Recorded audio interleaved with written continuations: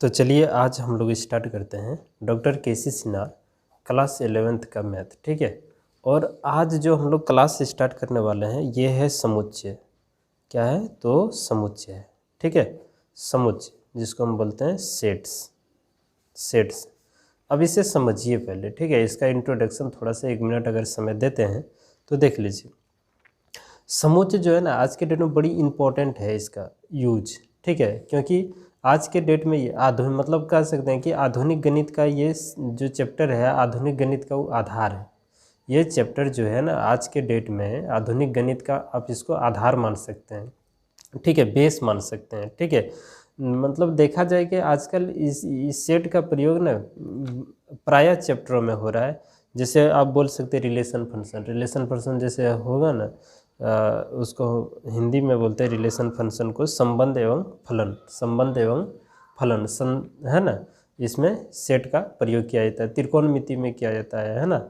और जैसे कह सकते हैं प्रायिकता वगैरह जो हो गया इस सब में सेट्स का प्रयोग किया जाता है। तो बहुत ही इम्पोर्टेंट है, ये आधार इसको माना गया है। ठीक है। इसका समुच्चय शब्द से जो समुच्चय ये है ना, समुच्चय सेट जो नाम दिया गया है ये जर्मन के गणितज्ञ जॉर्ज केंटर द्वारा दिया गया है। जॉर्ज केंटर द्वारा याद रहेगा, लिखते हैं कि क्या किसने दिया गया है। तो जर्मन गणितज्ञ और इनका नाम था जॉर्ज केंटर द्वारा दिया गया था। ठीक है। बात समझ में आ रहा है? देखिए समुच्चय को हम लोग समझते हैं। ये समुच्चय है क्या, सेट क्या है, इसको हम परिभाषित, ऐसे तो देखा जाए तो इसका कोई परिभाषा होता नहीं है। ठीक है। ये अपरिभाषित है। ये क्या है? अपरिभाषित है। यानी कि इसको हम परिभाषा इस तरह से भी दे सकते हैं। परिभाषा इसका थोड़ा सा समझाने का प्रयास करते हैं। डिफिनेशन समझिएगा किसको बोलते हैं कि सुपरिभाषित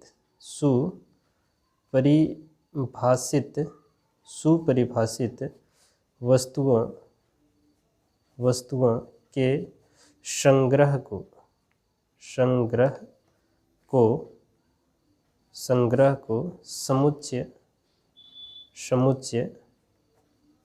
समुच्चय यानी सेट्स कहते हैं। ठीक है। बात समझिए इसको, अभी हम बता रहे हैं। फिर इसको हम बोल सकते हैं कि a collection of well defined objects is called a set. ठीक है। बात को समझिएगा। कह रहा सुपरिभाषित वस्तुओं के संग्रह को क्या कहते हैं? समुच्चय। ठीक है। ये हम लोगों का लेक्चर नंबर 1 है। लेक्चर नंबर 1 हो रहा है, ये पहला क्लास है। ठीक है। सुपरिभाषित वस्तुओं के संग्रह को क्या कहते हैं? समुच्चय कहते हैं। देखिए सुपरिभाषित कहने का मतलब होगा जिसको हम परिभाषित कर सकते हैं, यानी कि जिसको हम गिन सकते हैं। ठीक है। जिसके बारे में कुछ बता सकते हैं। बात मेरा समझिएगा। सुपरिभाषित कहने का मतलब है कि जिसको हम गिन सकते हैं, जिसको हम बता सकते हैं, जिसके बारे में हम कुछ कह सकते हैं। ठीक है। तो उसी को बोला जाता है सुपरिभाषित। ठीक है। सुपरिभाषित जिसको हम परिभाषित कर सकते हैं, कह सकते हैं कि जैसे मान लेते हैं कि एक कटोरा में अगर कुछ रखा हुआ है तो उसके बारे में हम अगर कह सकते हैं। ठीक है। अब जैसे मान लेते हैं कि एक कटोरे में कुछ खाने का चीज़ रखा गया है। ठीक है। तो उन चीज़ों को अगर हम बोल सकते हैं, गिन सकते हैं, तो वही हो गया सुपरिभाषित। और जिस चीज़ को हम बता नहीं सकते हैं उसको वो सुपरिभाषित नहीं हुआ। तो वो सुपरिभाषित अगर नहीं है तो उसको हम समुच्चय नहीं कहेंगे। ठीक है। जैसे कहने का मतलब अगर आपसे पूछा जाए कभी कि आकाश में जो है ना तारों की संख्या कितना है, तो उसको हम गिन नहीं सकते हैं, तो वो आपका सेट नहीं हुआ, वो सुपरिभाषित नहीं है। बात समझे? जिसको हम परिभाषित कर सकते हैं। ठीक है। वही कहलाता है आपका क्या? समुच्चय कहलाता है। बात समझे? और एक शब्द है संग्रह। संग्रह मतलब होता है इकट्ठा करना, कोई भी चीज़ को इकट्ठा करना, उसी को हम लोग बोलते हैं क्या, संग्रह बोलते हैं। बात समझे। इन सभी चीज़ों को फिर हम आपको बताएंगे। और एग्जांपल में ले लेते हैं, जैसे हम अगर कहते हैं कि तेज है ना, तेज विद्यार्थियों समझिएगा, तेज विद्यार्थियों का समूह, तेज विद्यार्थियों का समूह, तो क्या ये समुच्चय है, इसको हम परिभाषित कर सकते हैं? तो इसको हम लोग परिभाषित नहीं कर सकते हैं। क्यों नहीं कर सकते हैं? अब किसको तेज बोला जा सकता है और कितने जानने वालों को तेज हम कहेंगे, इसका कोई मापदंड है? नहीं है, कोई मापदंड नहीं है। तो यह जो होगा ना, यह समुच्चय नहीं है। इसका आंसर हम लोग ऐसे लिखेंगे आंसर में कि यह समुच्चय नहीं है। ठीक है, यह समुच्चय नहीं है, क्योंकि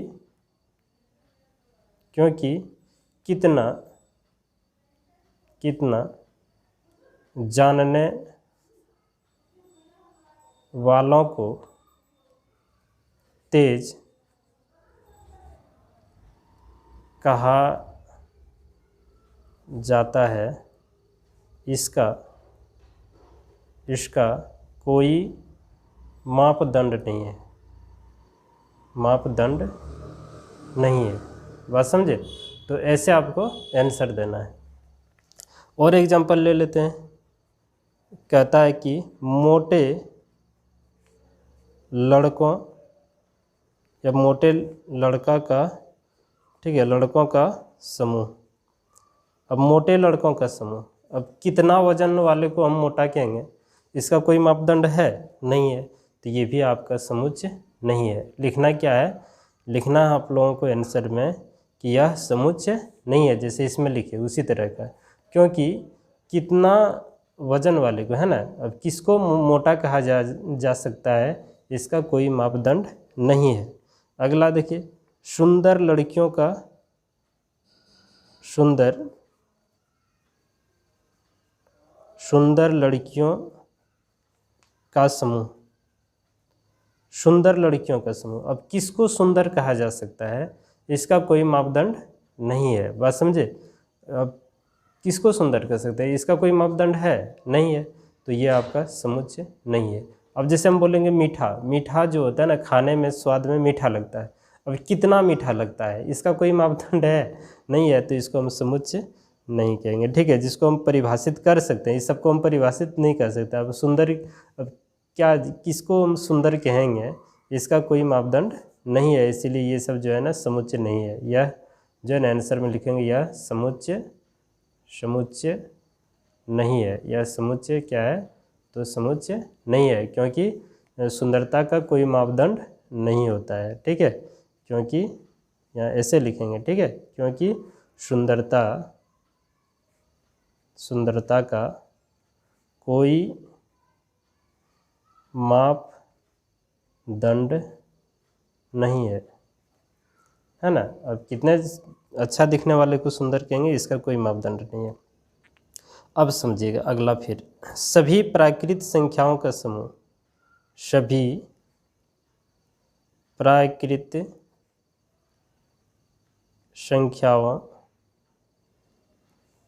संख्याओं का समूह। ठीक है, अब ये क्या है? तो आंसर में हम लोग देंगे यह समुच्चय। यह क्या है? समुच्चय। यह समुच्चय। बात समझिएगा, यह क्या है? समुच्चय। क्यों? क्योंकि हम प्राकृत संख्या को लिख सकते हैं, है ना। क्योंकि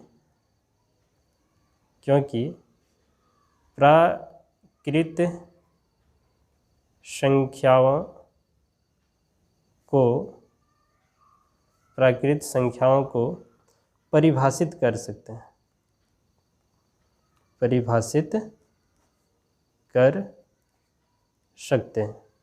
ठीक है, परिभाषित कर सकते हैं। जैसे प्राकृत संख्या अगर हम लिखेंगे, इसका समुच्चय में अगर लिखेंगे, मान लेते हैं कि कोई सेट ये है, ठीक है, इसको हम मंझली ब्रैकेट में इस तरह लिखेंगे, है ना, मिडिल ब्रैकेट में 1 2 3 4 5 इस तरह का ये बढ़ते चला जाएगा। तो इसको हम लिख सकते हैं, और जिसको लिख सकते हैं, परिभाषित कर सकते हैं, उसी को तो हम लोग समुच्चय कहेंगे। बात समझ में आ रहा है ना। तो इस तरह का बात अगर आपसे पूछा जाए तो आप उसको जवाब दे सकते हैं, ये समुच्चय। और जैसे जानना है तो और देखिए कह रहा है कि सभी पूर्ण संख्याओं का समूह। सभी पूर्ण संख्याओं का समूह एक प्रकार का ये भी क्या है, समुच्चय, क्योंकि पूर्ण संख्या को भी हम लोग क्या करते हैं, लिख सकते हैं। ठीक है, किसी खास विद्यालय के, है ना, यहाँ लिख देते हैं आपको,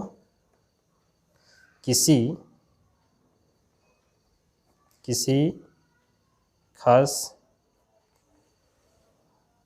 चलिए देखिए समय बचाने के लिए हम क्वेश्चन लिख लिए। देखिए किसी खास विद्यालय के वर्ग 11 के कुल छात्रों का समूह। देखिए किसी खास विद्यालय के अगर कक्षा 11 की बात करें, है ना, तो हम उस कक्षा के विद्यार्थी को गिन सकते हैं, इसीलिए यह क्या है, यह समुच्चय है। यह क्या है, तो समुच्चय है।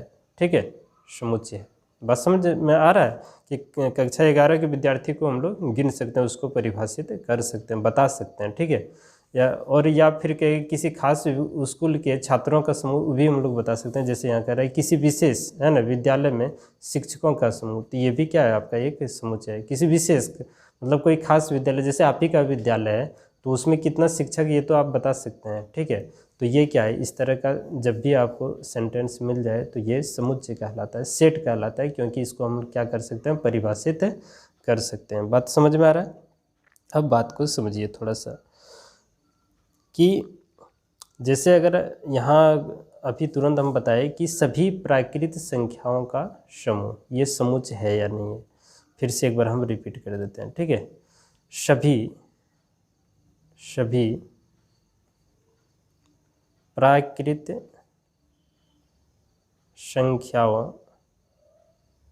संख्याओं का समूह।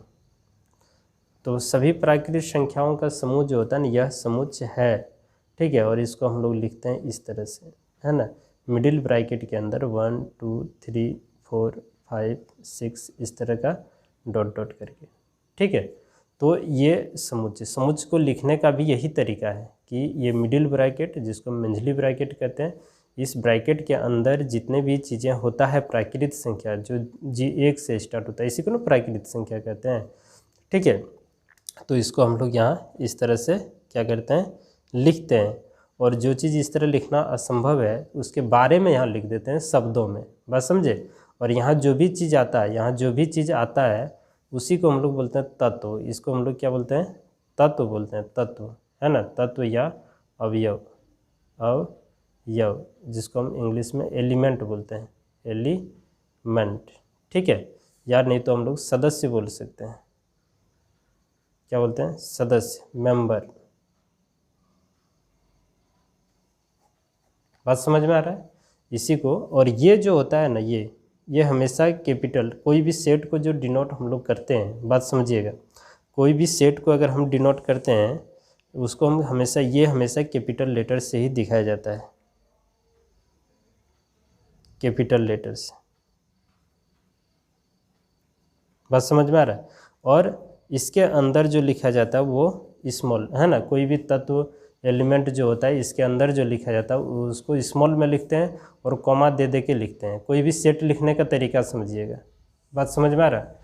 कोई भी सेट लिखने का तरीका आप समझिए।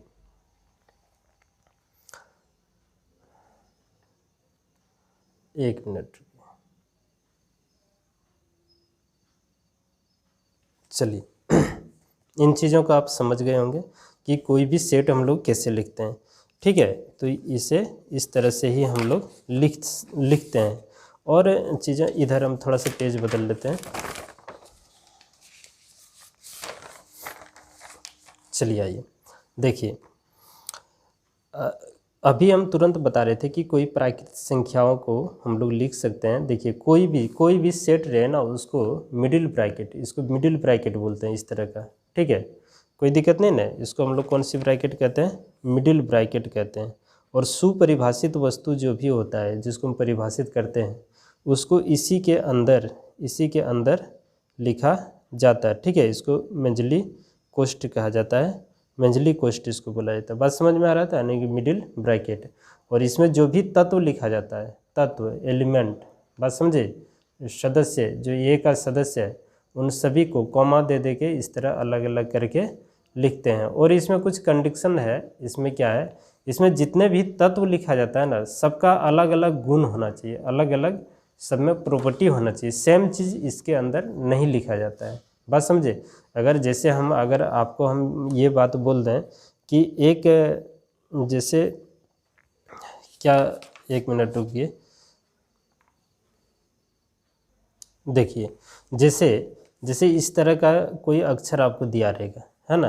अब इसको बोलेगा सेट में लिखिए, तो सेट में लिखे, मान लेते हैं कि यहाँ कोई सेट मान लेते हैं, ये सेट मान लेते हैं हम लोग ये। अब इसको सेट मेजली ब्रैकेट के अंदर लिखना है, तो कैसे लिखेंगे? हम अभी क्या बोले कि ऐसा चीज़ इसके अंदर लिखेंगे, इसके अंदर जो भी लिखाएगा उसको हम एलिमेंट बोलेंगे। क्या बोलेंगे? एलिमेंट, सदस्य, है ना।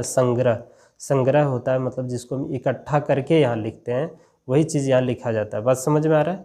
तो यहाँ जो चीज़ लिखते हैं वो सब यूनिक होना चाहिए। यूनिक मतलब ऐसा इसमें होना चाहिए कि रिपीट वो चीज़ नहीं हो। जैसे यहाँ ये शब्द है ना आपका, तो यहाँ देखिए एफ, तो एफ लिख देंगे।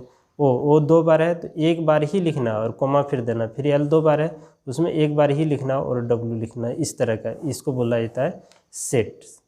ठीक है, तो सेट यही लिखा जाता है, इसी तरह का लिखा जाता है। मतलब हर एक एलिमेंट, इसको हम ये सब जितने भी चीज़ें हैं इसको हम लोग क्या बोलेंगे? एलिमेंट बोलेंगे। ठीक है, एलिमेंट आने की जिसको हम बोलते हैं तत्व बोलते हैं, या इसको हम लोग अवयव बोल सकते हैं, या बोल सकते हैं ये सब जो है ना वो ये का सदस्य है। ये सब क्या है? किसका सदस्य है? ये का सदस्य है। ये का सदस्य है मतलब मेंबर है। ठीक है, ये सब जो है किसका सदस्य है? तो ये का सदस्य है। ये सब किसका सदस्य है? तो ये का सदस्य है। बात समझ में आ रहा है? ये सब किसका सदस्य है? ये का सदस्य है। और ये जिस चीज़ से इसको हम दर्शाते हैं, सूचित करते हैं, जैसे ए का ये सदस्य है ना, तो ये इसको हम हमेशा कैपिटल लेटर में लिखते हैं। किस में लिखते हैं? हमेशा कैपिटल लेटर में। और इसको बोला जाता है नोटेशन। क्या बोला जाता है इसको? इसका नाम होता है नोटेशन। ठीक है, नोटेशन। ठीक है, नोटेशन ऑफ सेट। बात समझ में आ रहा है? और ये हमेशा कैपिटल लेटर में होता है। किस में होता है? हमेशा कैपिटल लेटर में। और इसके अंदर जो एलिमेंट हम लोग लिखते हैं, तत्व लिखते हैं, इसको स्मॉल लेटर में लिखा जाता है। और जिसको इस तरह लिखना असंभव है, नहीं लिख सकते, उसको भाषा में लिख देंगे। ठीक है, अब बात तो समझ में आ गया। अब समझिएगा, ये जो यहाँ से यहाँ तक ये सदस्य कहलाता है। क्या कहलाता है? सदस्य। और ये सदस्य को हम लोग अगर एक एक करके दिखाना हो, बात समझिएगा, 1 मिनट रुकिए, पेज बदल लेते हैं। ठीक है, कोई भी सेट को, है ना, जैसे यहाँ है, 1 मिनट देख लीजिए, ये है। ठीक है, अभी इन सभी इसको हम लोग क्या कहेंगे? है ना, इस सब को एलिमेंट बोला जाता है। क्या बोला जाता है? एलिमेंट। और इन सब को हम बोल सकते हैं ना, एफ जो है सेट ए का सदस्य है, एफ जो है सेट ए का सदस्य है, ओ जो है ना सेट ए का सदस्य है, एल जो है वो सेट ए का सदस्य है, डब्ल्यू जो है वो सेट ए का सदस्य है। ऐसे नहीं बोलेंगे? तो इसको हम डिनोट कैसे करेंगे? जो कोई भी सेट का जो सदस्य होता है उसको हम सिंबल द्वारा कैसे डिनोट करेंगे? अच्छा, सिंबल जानने के पहले एक बात सुनिए। नोटेशन कुछ होता है ना, ये नोटेशन जो होता है ये हमेशा कैपिटल लेटर में होता है। ठीक है, कई बार हम बोल चुके हैं। और कुछ नोटेशन को याद रखिए, जैसे नेचुरल नंबर होगा ना, प्राकृत संख्या, है ना, सुनिएगा, प्राकृत संख्या का समुच्चय, अगर प्राकृत संख्या का समुच्चय है उसको कैपिटल एन द्वारा दर्शाया जाता है।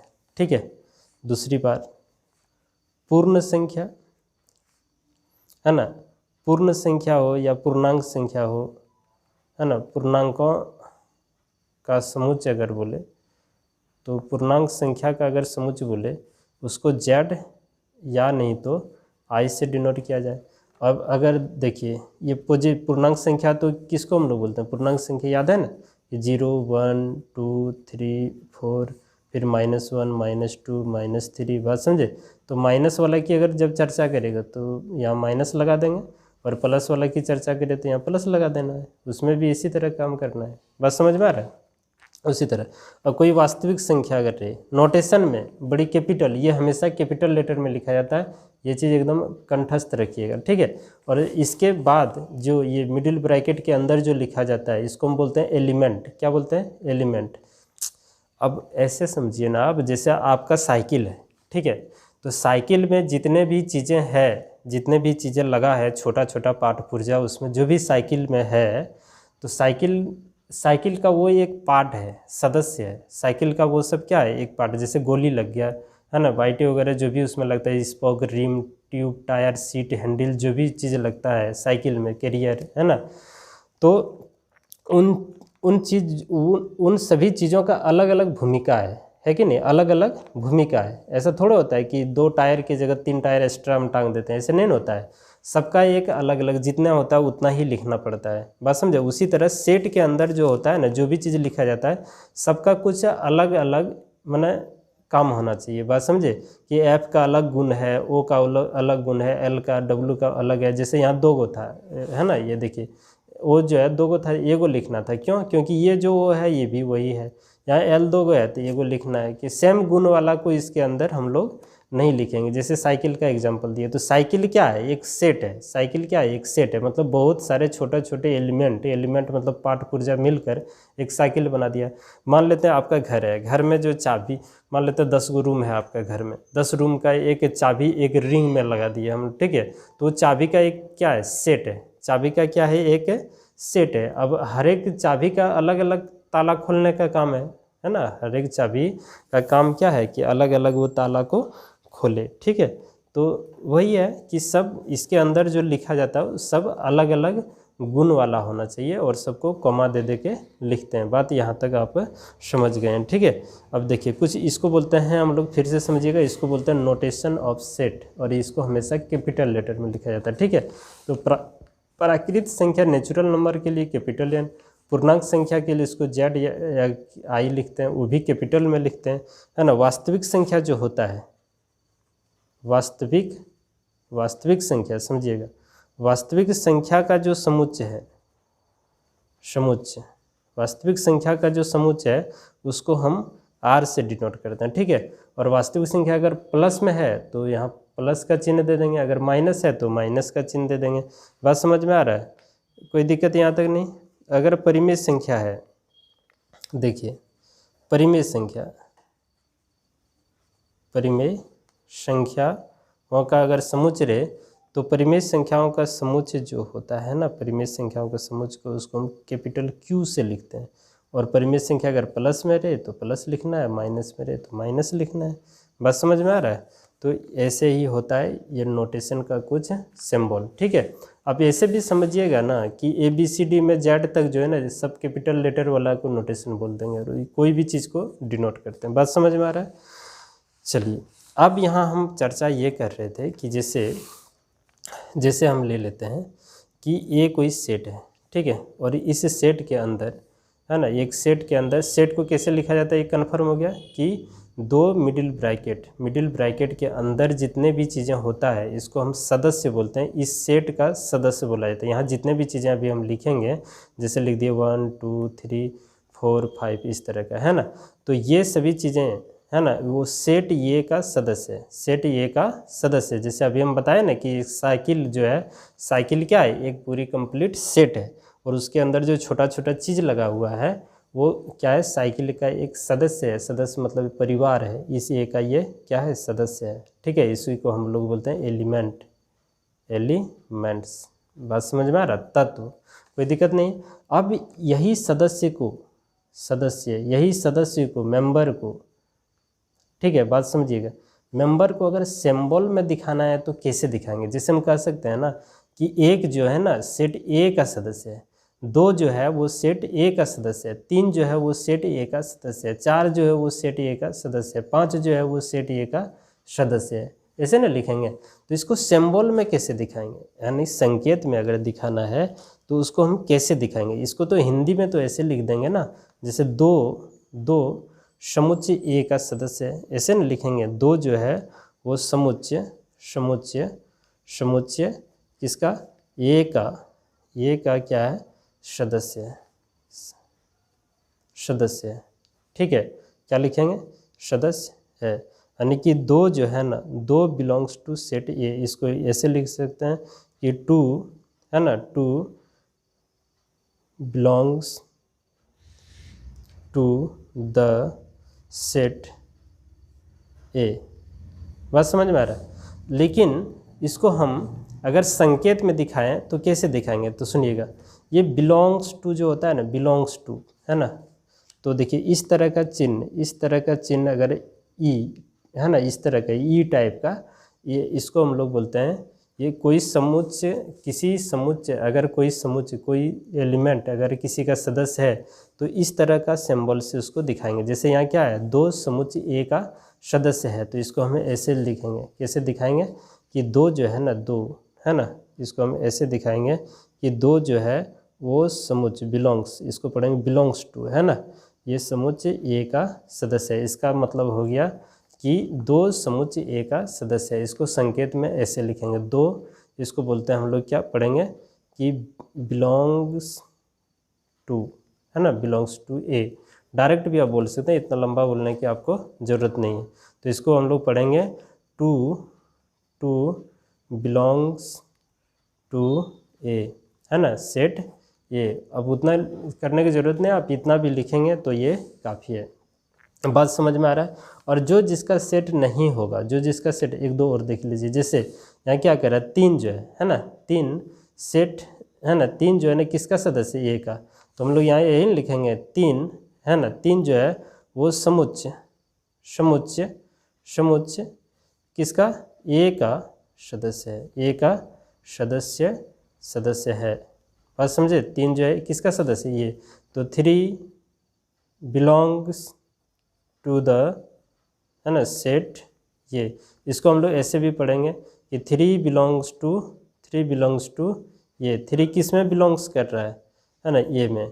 थ्री जो है किस परिवार से आ रहा है, तो ये से, ठीक है। जैसे आप एग्जांपल साइकिल वाला ही ले लीजिए कि आपका साइकिल जो है, साइकिल का, आपका साइकिल का जो टायर है आपके साइकिल से बिलोंग कर रहा है, ठीक है। आप बात समझ में ना, आपका साइकिल का वो एक सदस्य है, तो सदस्य को दर्शाने के लिए इस तरह का चिन्ह का हम लोग क्या करेंगे, प्रयोग करेंगे। और जो किसी का नहीं हो उसको हम कैसे दर्शाएंगे, जो किसी का है ही नहीं तो उसको हम लोग कैसे दर्शाएंगे। देखिए जैसे हम यहाँ देखिए 5 है ना, सेट में 5, अब हम यहाँ लिख दें ऐसे कि 6 जो है ना, 6 जो है ना समुच्चय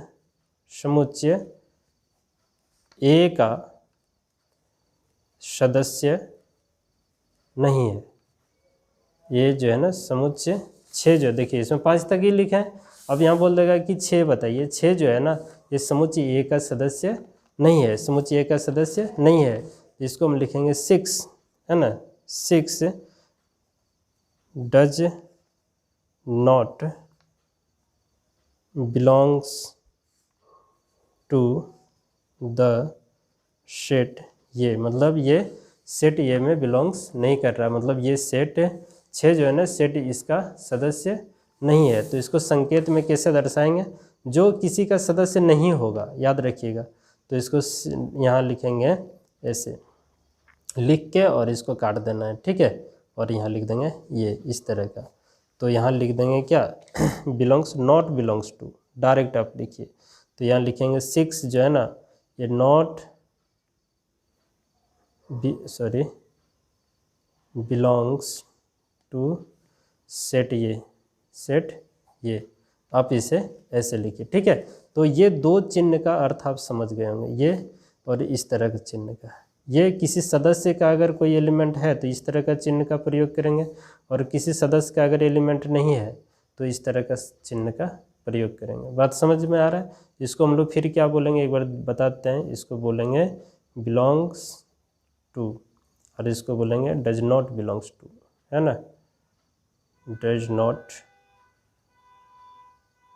बिलोंग्स टू, ठीक है। बात समझ में आ रहा है। अगर सेट कोई बिलोंग्स कर रहा है तो इस तरह चिन्ह, अब उतना लंबा चौड़ा आपको इतना लंबा लिखने की ज़रूरत नहीं है, खाली आप संकेत का प्रयोग करेंगे तो आदमी समझ जाएगा तुरंत। और जो किसी का नहीं है तो इसको काट देना है, ठीक है। क्लियर यहाँ तक हो गया।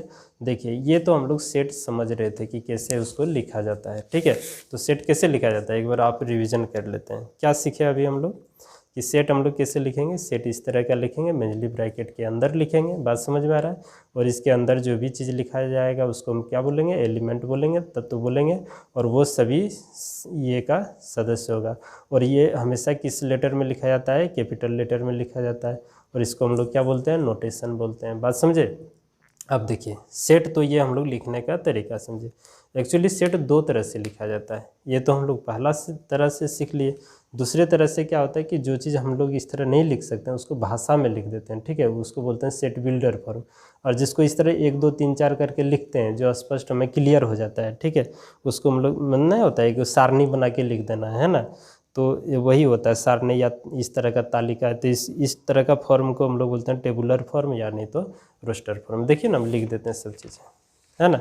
तो सेट्स को लिखने का तरीका है ना, कोई भी सेट्स होता है समुच्चय को लिखने का तरीका। 1 मिनट रुकिए, पेज अलग। देखिए कोई भी सेट है ना, समुच्चय को व्यक्त करने की क्या विधियाँ हैं। सेट को लिखने का तरीका देखिए 2 तरीके से लिखा जाता है। समुच्चय को लिखने का तरीका है ना, 2 तरीके से लिखा जाता है। एक तरह से लिखा जाता है कि सारणी रूप, मतलब 2 तरीका, मतलब क्या होता है, रूप ही होता है ना, फॉर्म, ठीक है, बात समझ में आ रहा है ना, कि 2 रूपों में लिख सकते हैं, बात समझ में आ रहा है। तो ये एक सारणी रूप जिसको हम लोग बोलते हैं टेबुलर फॉर्म, ठीक है। इसी का दूसरा नाम है तालिका रूप, बात समझ में आ रहा है। इसी को हम लोग बोलते हैं रोस्टर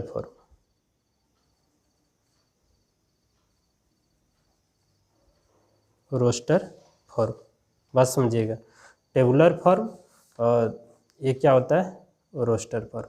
देखिए ये बहुत इजी है, सबको दिक्कत नहीं होता है ये चीज़ लिखने में, ठीक है। क्यों नहीं होता है, तो इसमें क्या होता है, एक नोटेशन लिखते हैं कैपिटल लेटर में, ठीक है, जैसे प्राकृत संख्याओं का समुच्चय। आप समझिएगा ना, प्राकृत इसमें क्या होता है ना कि एक समुच्चय ऐसे लिखते हैं, इसको मंझली ब्रैकेट के अंदर जो भी एलिमेंट रहता है उसको डाल देते हैं, ठीक है। अभी बहुत सारे एग्जाम्पल देते हैं, और प्रत्येक याद रहे कि जैसे हम यहाँ प्राकृत संख्या का समुच्चय लिख दिए इस तरह का, है ना, इस तरह का, है ना, डॉट डॉट करते हैं। तो ये जो होता है यही है, ये एलिमेंट है, ये सबका गुण अलग अलग होना चाहिए। जैसे ये का वैल्यू अलग है, 2 का अलग है, 3 का अलग है। अभी तो तुरंत बताइए, ये सबका यही बात याद रखना है, नहीं तो फिर गलत हो जाएगा आपका क्वेश्चन। इसको हमेशा कैपिटल में लिखना है ना, टेबुलर फॉर्म में या रोस्टर जिसमें भी लिखेंगे ये हमेशा कैपिटल होगा। और मंझली ब्रैकेट कोई भी रूप में लिखें, एक और विधि आपको बताएंगे, उसमें भी यही बात है कि हमेशा मिडिल ब्रैकेट का ही प्रयोग करना है। और इसमें जो एलिमेंट होगा ना, इसमें जो इस सब जो लिखा जाएगा इसके अंदर, इसको हम लोग एलिमेंट बोलेंगे। और इसका ये का ये सब सदस्य होगा, ठीक है। और उसको सदस्य को कैसे दिखाएंगे, तो बिलोंग्स टू ई टाइप का जो लिखते थे, ठीक है। तो ये सब क्या हो गया, एलिमेंट हो गया। इसी को बोलते हैं हम लोग कौन सा, टेबुलर फॉर्म या रोस्टर फॉर्म। ये दोनों नाम भी आप याद रखिएगा, इंग्लिश नाम ही याद रखिए, हिंदी कहाँ उतना यूज होता है, ठीक है। तो टेबुलर फॉर्म यानी तो रोस्टर फॉर्म। दूसरा देखिए, इसमें और अगर आपको एग्जांपल समझना है तो ये, और याद रहे इसको हम कॉमा दे दे के लिखते हैं, बात समझे, याद रहेगा। या लिख दे इसको, देखिए लिख देते हैं, अगर आपको ज़्यादा दिक्कत है तो इसको हम लिख देते हैं। तो चलिए आप देख लीजिए, है ना, अगर आप भूल जाएं तो इसे भी आप याद कर सकते हैं। देखिए कह रहा है कि इस रूप में समुच्चय के सभी अवयवों को मंझली कोष्ठ, है ना, मंझले कोष्ठ, इसको मिडिल ब्रैकेट को बुलाया था मंझले कोष्ठ, इस तरह का चिन्ह के अंदर एक एक करके है ना, अर्धविराम मतलब कॉमा देकर लिखा जाता है। ये कौन सा रूप हम लोग पढ़े, तो टेबुलर फॉर्म नहीं तो रोस्टर फॉर्म। टेबुलर फॉर्म और नहीं तो दोनों एक ही नाम है, मतलब सिर्फ नाम है ना, चीज़ एक ही है, नाम अलग अलग है। आपको लग रहा है कि टेबुलर रोस्टर एक ही चीज़ है। दूसरा ये तरीका लिखने का है ना, समुच्चय को लिखने का ये पहला तरीका है। दूसरा तरीका क्या है, तो दूसरा तरीका देखिए जिसको हम लोग बोलते हैं हिंदी में प्रतीकात्मक रूप, समझिए, प्रतीकात्मक रूप, ठीक है, जिसको हम बोलते हैं सिंबॉलिक फॉर्म। और इसी का दूसरा नाम है प्रकटीकरण। हिंदी बड़ी अटपटा टाइप का, आप देख लीजिएगा, है ना। प्रकटीकरण जिसको बोलते हैं रूल फॉर्म, ठीक है। और दूसरा होता है समुच्चय निर्माण रूप जिसको बोलते हैं सेट बिल्डर फॉर्म,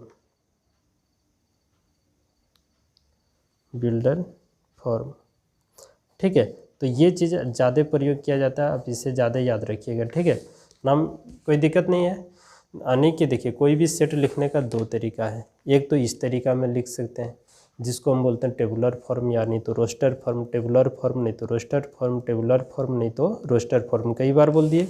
और दूसरे तरह का आप सिंबॉलिक फॉर्म में लिख सकते हैं, है ना, रूल फॉर्म जिसको हम बोलते हैं। दूसरी बात सेट बिल्डर फॉर्म, ये ज़्यादा प्रयोग हम लोग करते हैं, ठीक है, सेट बिल्डर फॉर्म, ठीक है। इसमें देखिए कुछ बातें ऐसे समझिएगा, इसको जो है ना, इसका भी नोटेशन जो होता है ये जो है ना कैपिटल लेटर में। अब ये बार बार हम लिख देते हैं, कुछ भी आप लेटर यहाँ डाल सकते हैं, लेकिन जो भी लेटर आप डालिएगा वो हमेशा कैपिटल में होना चाहिए। ABCD से Z तक जो भी आप डालेंगे ये हमेशा कैपिटल होना चाहिए। और अब जो भी रूप में लिखें, आप इस रूप में लिखें चाहे इस रूप में लिखें, अब इस रूप में लिखें चाहे इस रूप में, जो भी रूप में लिखें ये हमेशा कैपिटल रूप में होना चाहिए, सॉरी मिडिल ब्रैकेट में होना चाहिए। मिडिल ब्रैकेट के अंदर ही हम हर चीज़ को लिखेंगे, ठीक है। और यहाँ लिखेंगे x, हमेशा x लिखेंगे। फिर इस तरह का एक तिरछी लकीर, इस तरह तिरछी लकीर देंगे और फिर लिखेंगे x, ठीक है। फिर यहाँ लिखेंगे x, बात समझे, ये तिरछी लकीर। या नहीं तो हम इसको ऐसे भी लिख सकते हैं, है ना, x यहाँ इस तरह का चिन्ह देंगे, इसको बोलते हैं कॉलन, क्या बोलते हैं, कॉलन। और उसके बाद जो भी सेट दिया रहेगा उसका यहाँ हम लोग क्या करेंगे, उसका गुण लिख देंगे और फिर ब्रैकेट देके और इसे क्या करेंगे, बंद कर देंगे। बात समझ में आ रहा है। चलिए इसका भी हम थोड़ा सा आपको उदाहरण देके बताते हैं, ठीक है। जैसे यहाँ हम लेते हैं, जैसे, है ना, जितनी चीज़ें हैं वो शायद आपको समझ में आता है। इसको हम कहते हैं क्या, इसको तिरछी लकीर, ये जो कहलाता है ना, इसको कॉलन कहते हैं। क्या कहते हैं इसको, हम लोग इसको कॉलन बोलते हैं, कॉलन, ठीक है। क्या इसको पढ़ते हैं, कॉलन। इसका मतलब होता है, हिंदी में आप पढ़ेंगे कि ऐसा की, इसको पढ़ाया था हिंदी में ऐसा की। और इंग्लिश में यही चीज़ को हम पढ़ेंगे सच दैट। क्या पढ़ेंगे, सच दैट। क्या पढ़ेंगे, सच दैट। जैसे x सच दैट x, या नहीं तो x कॉलन x, है ना, x, है ना, ऐसा कि, उसके बाद जो भी गुण होगा वो लिखेंगे। अभी आपको थोड़ा दिक्कत होगा, आप ऐसे याद रखिएगा, इसको इंग्लिश ही नाम याद रखिए ना, हिंदी उंदी छुड़िए, हटाइए, ये सब क्या नहीं है, ठीक है। अब ये भी छुड़िए, हटाइए। अब सिर्फ एक चीज़ याद रखिए, सच दैट, इस तरह का चिन्ह रहे तो उसको सच दैट। और ये चिन्ह कहाँ प्रयोग करेंगे हम लोग, symbolic form, rule form, set builder form में। बात समझे। देखिए टेबुलर और रोस्टर फॉर्म में ऐसा कोई बात नहीं, सिंपल तरीका में लिखना, ये सीधा साधा है, कोई दिक्कत नहीं। ये थोड़ा घुमा फिरा सेट बिल्डर फॉर्म, नाम ये देखिए ना, सेट बिल्डर फॉर्म है, ठीक है। तो इसमें ये जो चिन्ह होता है इसको हम लोग लिखते हैं, है ना, क्या कहते हैं, सच दैट। इसको पढ़ते हैं सच दैट। ये सब भूल जाइए अभी क्या लिखा है नहीं लिखा है ना, टेंशन दे रहा है तो इसे आप भूल जाइए। आप सिर्फ याद रखिए, इसको पढ़ेंगे सच दैट। और जो देखिए अब यहाँ देखिए एक एग्जांपल, जैसे मान लेते हैं कि, है ना, एक एग्जांपल आपको हम देते हैं कि, चलिए देखिए, अब जैसे यही एक क्वेश्चन है यहाँ, है ना, इस तरह का दे रखा है, तो इसको हम लोग कैसे लिखेंगे, मतलब सेट बिल्डर फॉर्म में कैसे लिखेंगे, है ना। ये किस रूप में है, तो रोस्टर फॉर्म में है। किस रूप में है, रोस्टर फॉर्म में, ठीक है, रोस्टर फॉर्म में। देखिए खेल तो यही है, आपको रोस्टर फॉर्म में दे देगा और बोलेगा सेट बिल्डर फॉर्म में लिखिए, मतलब इस रूप में। देखिए यहाँ समझिए, इसमें अगर दिया रहेगा तो इसमें लिखने बोलेगा इस रूप में, और बात समझे ना, इसमें दिया रहेगा तो इस रूप में लिखना बोलेगा, इस रूप में। और अगर इसमें दिया रहेगा तो उल्टा इसमें लिखना पड़ेगा, ठीक है। मतलब दो रूप में लिखा जाता है सेट को, एक रोस्टर फॉर्म में और एक सेट बिल्डर फॉर्म में। अगर रोस्टर फॉर्म में दिया रहेगा तो सेट बिल्डर में लिखना है, और सेट बिल्डर में रहेगा तो रोस्टर फॉर्म में लिखना, बात यही है। और कुछ इसमें है नहीं। तो रोस्टर फॉर्म में दिया है तो ये क्या है, हम लोग जानते हैं कि प्राकृत संख्या है जो गिनती से स्टार्ट होता है, 1 से, है ना। तो इसको हम लोग लिखेंगे b और इस तरह का चिन्ह देंगे। आपके पास दो तरीका है, एक या तो आप इस तरह का लकीर दे दीजिए, तिरछी लकीर, यानी तो इस तरह का चिन्ह, और इस तरह का चिन्ह को हम लोग क्या पढ़ेंगे, सच दैट। तो यहाँ लिखेंगे एक्स, है ना, एक्स जो है ना, एक्स सच दैट एक्स, है ना, ऐसे लिख लेंगे। और यहाँ लिख देंगे क्या, ये प्राकृत संख्या है, ठीक है, क्या है, प्राकृत संख्या है। एक्स जो है, x such that x, x क्या है, ये क्या है, एक्स जो है प्राकृत, मतलब एक्स का यहाँ जितने भी एलिमेंट है सब एक्स का मान है, तो एक्स क्या है, प्राकृत संख्या है, संख्या। इस तरह का आपको भाषा में लिखना पड़ेगा, और फिर ब्रैकेट क्या करना होगा, बंद। जैसे और एक देख लीजिए, जैसे मान लेते हैं कि स्वर, अंग्रेजी के स्वर अक्षर दे देगा, है ना। जैसे अगर आपको टेबुलर फॉर्म मान लेते हैं कि इस तरह का, कि एक सेट ये है, हम लोग मान लिए इसे, ठीक है, और यहाँ दे दिया जाए अंग्रेजी के स्वर, तो A E I O U पहले ये ना, ठीक है। तो इसको हम लोग कैसे लिखेंगे, ये आपका किस फॉर्म में है, तो रोस्टर फॉर्म में, रोस्टर फॉर्म में है, बात समझे। इसको लिखने बोलेगा सेट बिल्डर फॉर्म, तो ये वाला आपका हो गया set builder form, builder form में, बात समझिएगा। इसको हम लोग कैसे लिखेंगे सेट बिल्डर फॉर्म में, तो यहाँ लिखेंगे ए, है ना, इस तरह bracket, x such that x, x लिखेंगे, फिर लिखेंगे सच दैट एक्स, है ना, मतलब एक्स जो है ना, ये एक्स का ही ये सब एलिमेंट है, या मान लेते हैं एक्स का मान है, तो इसको हम लोग लिखेंगे एक्स अंग्रेजी